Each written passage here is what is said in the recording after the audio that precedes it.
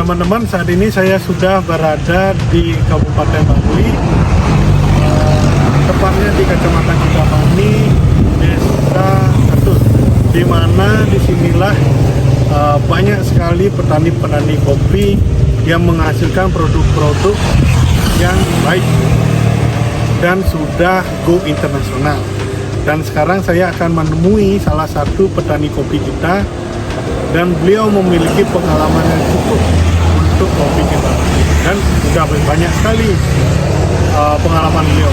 Mulai udah besar, sudah berpengalaman sekali di dunia kopi. Penasaran dengan hal tersebut? Ayo kita.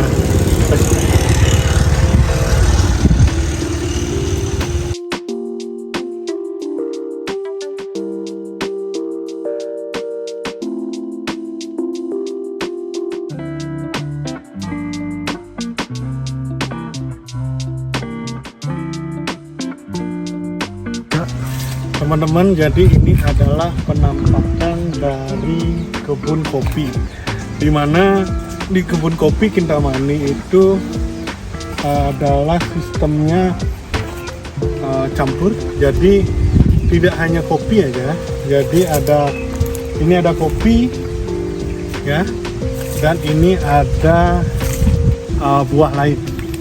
Itu yang mereka membuat kopi Kintamani itu rasanya fruity, rasa buah-buahan, karena kemungkinan penyerbukannya itu pun dibantu oleh lebah. Jadi misalnya dia penyerbukannya di jeruk, nah dia pindah nanti ke kopi dan ke kopi yang lain. Itu yang menghasilkan biji-biji kopi yang fruity. Nah, bisa dilihat satu petani memiliki luas dari kebunnya itu dari 1 hektar sampai 5 hektar. Jadi petani kopi itu harus memiliki lahan yang luas untuk mendapatkan produksi yang bagus dan banyak. Dan pendapatannya pun juga bergantung dari luas lahan dari kopi luas lahan dari perkebunan kopi tersebut. Nah, ayo kita lihat-lihat dulu.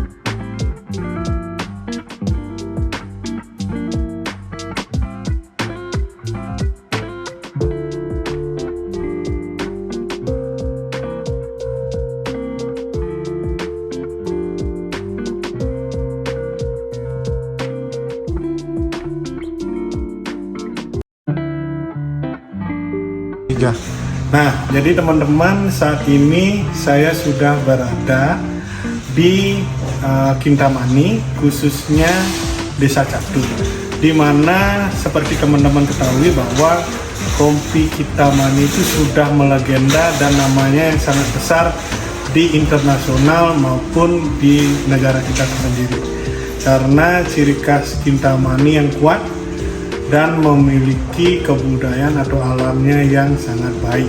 Kebetulan saya sudah berada di Gunung Catur, kopi Kintamani. Disinilah saya bersama Bapak Jati ya Pak. Semua Bapak Jati ya. Jadi Pak Jati niki kan sampun sampun sudah lama di dunia kopi Kintamani. Nah, teman-teman niki ingin tahu Pak, kopi Kintamani niki seperti apa? Yang sedikit cerita tentang kopi Kintamani dengan Pak. Sebenarnya kopi Kintamani ini memang dari sejak dulu sudah ada. Sebelum merdeka pun kita sudah ada kopi, masih kerajaan sudah ada kopi Pak. Namun budidayanya kopi Kintamani ini mulai dikembangkan oleh pemerintah Belanda, yang lokasinya ada di kawasan Lanbau, namanya di daerah Catur ini Pak. Kawasannya namanya Lanbau. Lanbau itu adalah nama Belanda Pak. kopi yang dikembangkan oleh Belanda, dibudidayakan itu adalah dia yang membawa kopinya ke sini, dibudidayakan. Mulai membudidayakan. Namun perkembangan selanjutnya budidayanya itu mulai setelah kita merdeka adalah mulai tahun 70-an Pak, dikembangkan oleh pemerintah kita. Yang dikembangkan pertama itu adalah namanya kopi Lini S 795. Lini S 795. Kemudian Lini S 795 katanya menurut petani mempunyai kelemahan-kelemahan Pak, terutama di percabangan yang sembraut gitu. Sehingga mulai tahun 80-an lagi ada bibit klon baru yang namanya kopi Usda yang percabangannya agak lebih jarang banding dengan Lini S.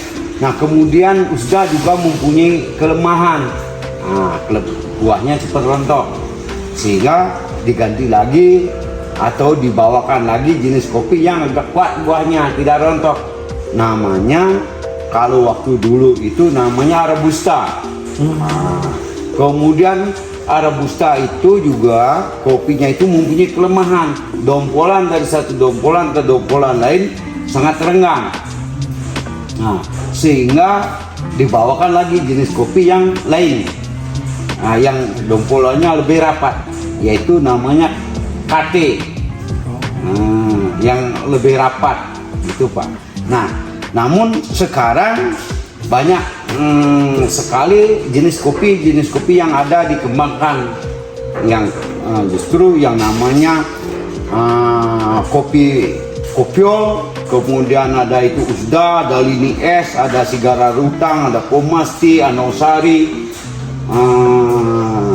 dan banyak lagi jenis lainnya yang banyak dikembangkan, dicoba-coba. Namun yang cocok untuk dikembangkan di Kintamani adalah satu kopiol, dua kobra, itu yang bagus dikembangkan alamnya Kintamani.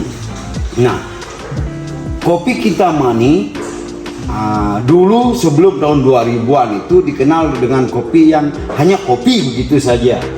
Hanya kopi gitu saja, belum ada specialty. Namun pengembangan kopi specialty ini mulai tahun 2000. Nah, yang dimaksud dengan kopi specialty Kintamani ini adalah suatu kopi yang diproses menggunakan air, artinya sudah modern lah gitu, sehingga terciptalah kopi yang specialty yang mempunyai kualitas yang bagus, tentu rasa juga sangat enak, yang dikategorikan menurut penelitian daripada pemerintah Cirat Prancis kemarin itu bekerja sama dengan Puslit Koka Jember, dan tentu tidak lupa juga dari Dinas Perkebunan Provinsi Bali meneliti kopi Kintamani, bahwa kopi Kintamani itu mempunyai ciri khas. Ciri khasnya itu adalah rasa lemon tea. Ya, jeruk itu ada banyak. Nah, ciri khasnya adalah lemon tea Kintamani. Berarti rasa kopi Kintamani itu ada rasa buah-buahnya? Ada rasa buah-buahnya itu. Nah, tentu dari hal ini sehingga tahun 2008 keluarlah sertifikat, namanya sertifikat IG. Nah, sertifikat IG itu adalah suatu sertifikat yang mencirikan ciri khas suatu barang dari daerah tertentu yang dipengaruhi oleh faktor geografis gitu Pak. Itu secara singkatnya. Dengan keluarnya sertifikat ini, kembalilah booming kopi Kintamani sampai mendunia gitu Pak, bukan hanya nasional saja, sampai mendunia. Sehingga dari hal itu diikutilah oleh teman-teman petani yang lain atau dari daerah-daerah yang lain melakukan proses pengolahan kopi specialty ini Pak. Gitu.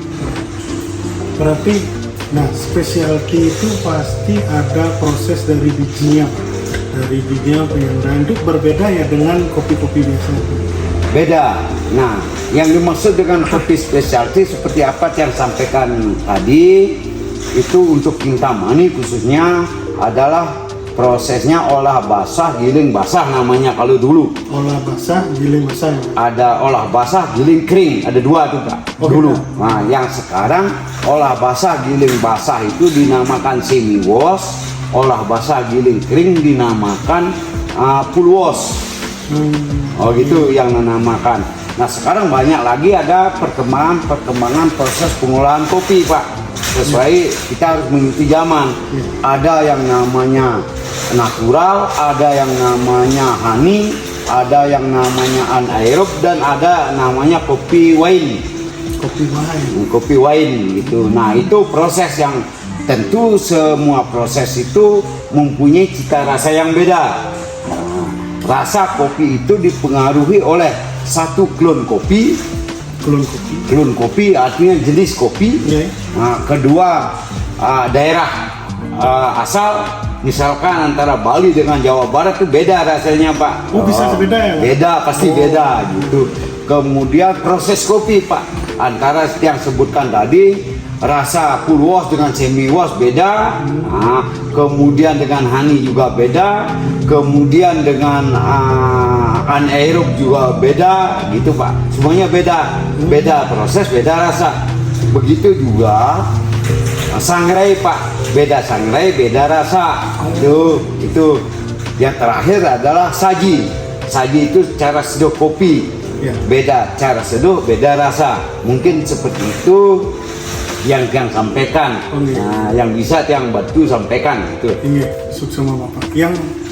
Nah teman-teman, saya penasaran Pak tentang Bapak bilang juga ada wine kopi. Nah itu mungkin teman-teman jarang merasakan atau jarang melihat. Nah, Bapak bisa menceritakan sedikit wine kopi.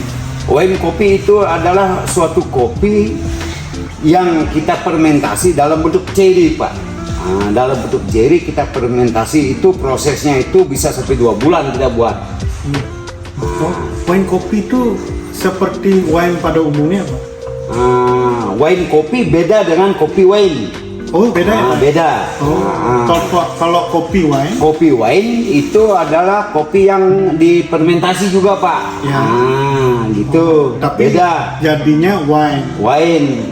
Gitu beda. Gitu. Tapi wine ini sudah ada yang buat Pak di Kintamani? Banyak yang buat, bahkan yang banyak berkembang Aceh kopi wine itu yang berkembang itu. Tapi di Kintamani ada, tetapi yang paling laku untuk Kintamani adalah prosesnya full wash. Ya.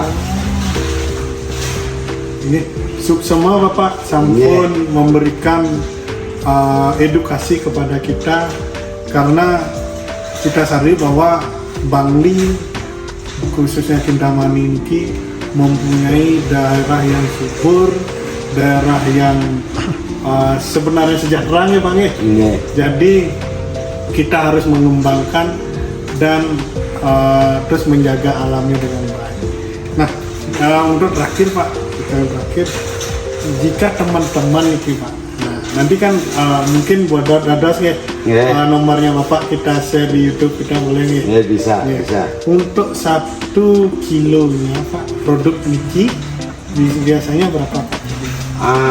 Tetapi di dalam hal ini tentang harga kopi itu kan tidak bisa kita tetapkan hanya segitu saja, bisa naik dan turun.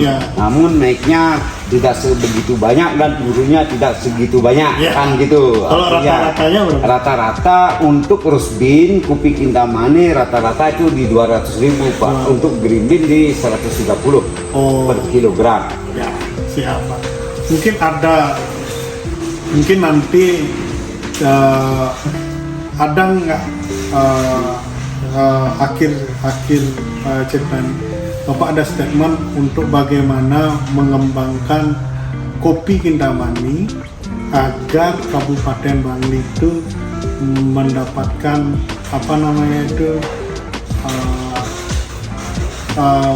hasilnya Pak? Mungkin menurut Tiang begini Pak, harapan Tiang terhadap daerah kan begitu. Tiang adalah seorang petani yang tanpa pendidikan tentu wawasan dan SDM yang sangat rendah. Namun mungkin yang sedikit memberikan masukan bagaimana tentang perkembangan daripada wisata Kintamani atau Kabupaten Bangli bisa bangkit kan begitu Pak.